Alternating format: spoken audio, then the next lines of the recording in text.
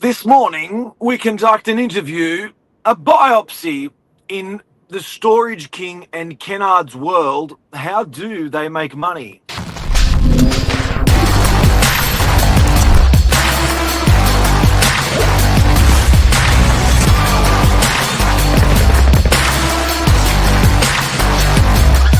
I'm the ringleader, so listen up. Is that David Attenborough with us this morning, is it? Yes. The Serbian version is David Attenborough. How good, how good. Storage Thank King you. Kennards, make money. Mark, do you want to start us off? Yeah, you know what? It's intriguing. These guys, and what really got me going is, you see Kennards everywhere, and you see Storage King everywhere, and these storage guys everywhere, and you're thinking, is there that much bandwidth? Is there that much depth in market? How are they opening up? How are they staying open? I never see them go out of business, but I see them popping up. So we wanted this morning to go through with people, um, you know, who are using these storage rooms. What are the rates you're paying in these things, and just giving you a bit of an in-depth look towards how these guys function, because you may not know some of the things we're going to tell you. Yeah, very, very interesting. I mean, if we look at the ones just close by, Brookvale, we've got some at French's Forest. I've just had a little look at the occupancy rates myself, and everyone I'm looking at, there's two remaining, low supply. I'm pretty certain that the ones up at French's Forest are pretty much booked out. And there's about 1,000 in. How much is in each, Mark? I think it was about 1,000, wasn't there, in Storage King? Or Oh, look, these guys have got hundreds of facilities all around the country. But for instance, Kennards, it's a family-owned business, but Storage King is like it's more of an institution, stake sort of trust sort of business. The one up in French's Forest in Rodborough, one of them's got 1,000 storage units, the Storage King, and the Kennards one directly next door to that one has got 650 storage units. So there's 1,650 storage units just in one suburb. And don't you think it's crazy them opening up side by side? Like, I mean, you wouldn't see a McDonald's and KFC side by side. So, I mean, it goes against all the rules. And it's telling by the fact that the place is full. They're full. And you know what? We've been on site up there from a property we're selling next door to it. And like we do a barbie there every Saturday. And the amount of cars that are rocking in and out of Storage King and Kennards is incredible. Incredible. It is. And so I think is some of the pricing that some of these people are paying there. I mean, when I'm looking at, sort of ranges between 3, 6, 12, up to 30 square meters. And just remember, guys, these are only about 2.4 meters high, starting from around $300 a month, all the way working up to around $1,100 a month for some of these ones that are about 5 meters wide by 6 meters deep. So, it's not like they're the old $50 a week, $75 a week anymore. So really surprising when I had a look at those figures and the fact that they're pretty much full. Let me quantify this for people that are watching, because I think a lot of people struggle with size. As agents, we get our head around it easily. Now, if you look at a bedroom, a small bedroom would be maybe 2.5 by 2.5, or let's just say a regular room at 3 by 3. That's 9 meters squared. So when you're renting through storage, they don't just give you a meterage squared, they give you a cube. So they say, let's look at the width of the room, let's look at the length of the room, and furthermore cubic, let's look at the height of the room. So if you look at an apartment at a ceiling height of 2.7 meters, just call 2.5 so it's easy for my maths. So we've got a room that's 3 by 3, 9 meters squared, and it's 2.5 high. So cubic meters, we're going to be sitting at, what's that, 9? Can you do that? 9 by 2.5 Yeah, 24 and a half. is 24.5. So 24.5 cube, how much does that rent for? That one there rents for, you're looking at about if I'm going off the prices here now, you'd be looking at like $565 a month. That is such a lot of money. It, Now here's yeah, it's a lot of money. Here's the hack. Here's the trick. Um, you cannot um, normally get these storage areas easily on the ground floor. You cannot drive up to them. Why does that matter?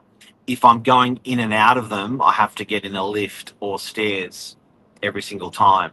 So you've got to look at whether you're ground floor, whether you're third floor, fourth floor, how far at the back you are.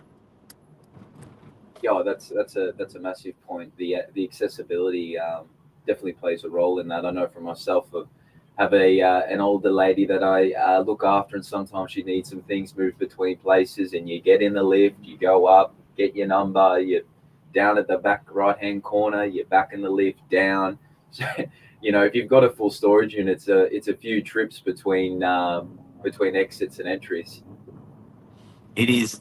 Now let's talk more about these guys. Who owns these guys? So the Kennards family is behind the Kennard storage, obviously, but not obvious for some. Storage King is sort of a bunch of investors that are doing that. Now, something that you and I spoke about, Josh, this morning, and this is on storage.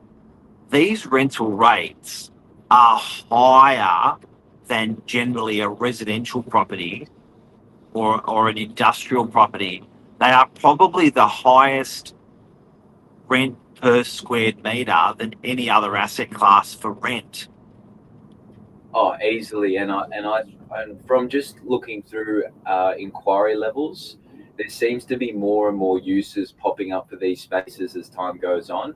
I think all these latest developments and people getting their own foot in the door, it's sort of opened up and expanded people's ideas of what they can do with these spaces. So, yeah, crazy. From cars, lifts, from businesses. We had we got told about a golf simulator in one. I mean, the uses for these spaces is just unreal. The type of person that what are people using these Kennards and these Storage King units for? Why would you pay rent when you've just got your house? Why wouldn't you store stuff in your house? Well, if you think about the current population, we do have an aging population. So as we're probably moving forward now, we'll see a large amount of the market be downsizes. So you're coming from your traditional, 4 or 5 Yeah, bedroom home along the beaches. You've been there for 20 years. Every time you do a spring clean or you end up moving, you go, there's at least a room full of boxes going, where the hell did that come from? So I think a lot of it is either you downsize a market where they don't want to let go of a few things, but they've moved into the unit now, and there's no room. And I think the other thing as well is there's quite a lot of travelers, a lot of people that have family overseas, have family here, and what I've heard a lot of stories about is people Airbnb their house out for 6 months, so things that they can't keep in there, or they'll rent a space like this and leave it in there for the 6 months they're not here, come back, pick it up. I've seen a lot of that come recently, so that's also, I think, a large part of the market. I'll give you a story. I got a person that I know, friend, good friend, that is in a very big executive role. So um, he's uh, strong character, strong character. And I'm going to give this example for storage because this is why storage makes money, and you'll understand it better when you understand what this gentleman doesn't have, this trait. He moves countries, so he gets employed all around the world. He's in a family of five. They pack up, and they often are told within days of the new country they're going to or the new state they're going to. He when he gets there, he tells the removalist. When he gets there, he tells the removalist to put everything in the double garage of the home. Everything. Him and his family spend a month picking everything out of the garage So obviously, you'll get your fridge put where the fridge goes and the couch put where the couch goes, but everything else goes into the garage. After 1 month, what doesn't come out of the garage gets thrown away. Wow, that's After a very month, what? Non-essential, non-essential, not necessary, and he thinks he can double down on more and what's important. There's why storage is popular. People don't have that attitude, and it's probably a little, storage plays on a little bit of that. Like, yeah, it it would be nice to keep it, but it costs you money. money.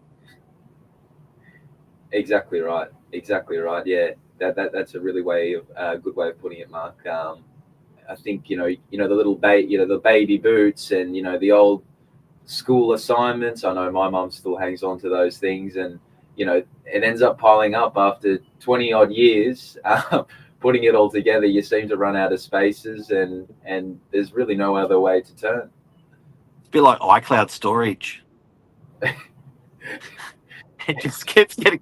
It's like, yeah, no, really want to keep those photos or whatever, and it's like you just keep paying more and more. Oh, I've got a customer that uses one only for Christmas decorations. So she's big on Christmas. Doesn't want to keep the husband doesn't want to keep it in the house, so she rents the storage unit just to throw in the old Christmas decorations, and then every 1st of December heads over, collects all the goods, and ships it all back over home and does her setup, and then end of halfway through Jan, it's back in the storage. Oh my god! Oh my god! So we're going to sign out, and can we sign out before we go on the rates? The rates that people are paying, for instance, on the Northern Beaches, French's Forest, for a storage unit, and let's quantify it. I'll ask you it this way: if it's as big as a garage on the third floor, what would I pay? So what's that? 13 meters squared. Again, a large car garage, you're looking at about $1,010 per month, and that's level three. 250 250 a week, level 3. There you go. Wow. It's Wow. crazy, Okay, isn't it? next example. Next example. The size of a bedroom, which is 3 by 3, on the third floor again, what would I pay? Second floor, Three fourth by floor, whatever. three, 3 by 2, which is the closest to it, you're paying $405 a month, and that is one on the ground floor. So that's just showing you, Mark, there that you do pay for that access. Because that's about a third of the size for the one that was paying 1,010, but half the Wow. price. So again, another Wow. big thing. Yeah, So an ultra small bedroom one you can almost not get a bed into on the ground floor, it gets about 120, yeah, 110 120. a week. Okay. What's the smallest area they'll rent? The smallest area they'll rent is a 1 by 1 for $37. This is a locker, not an actual room, a locker. A one A by walk, one locker. $37. A walk-in robe, $245 a month. A large closet, $185 a month. Walk-in robes, like a walk-in robe, is even $405 on the ground floor. It's insane. And Absolutely they are full. And full. they are full. You know what? It's two wonderful businesses supporting our communities across Australia. Well done to Kennards for identifying the market and building on that market. Well done to everyone that's doing these guys. And there's obviously a huge need to it. I personally feel you get to improve your home when you have a wonderful storage area that you can buy or rent. Your home's cleaner, but I personally think chuck it out. That's another thing.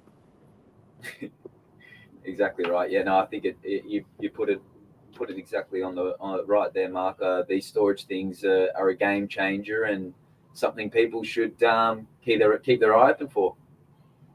You're a legend. Have a great day, Josh. Everyone, I hope we helped you out there today on storage. Thanks, guys. See ya.